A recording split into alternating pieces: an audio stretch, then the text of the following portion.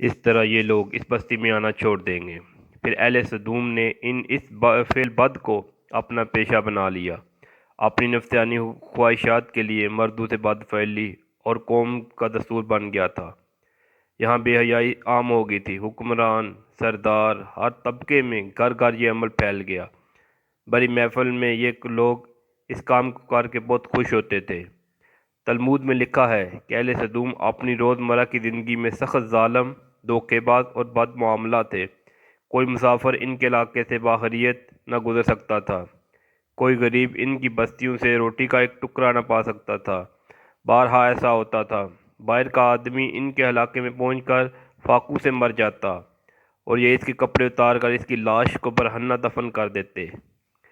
حضرت لوط علیہ السلام نے انہیں توحید کی دعوت دی اور بدکاری کے اس گھناؤنے عمل سے توبہ کرنے کا حکم دیا۔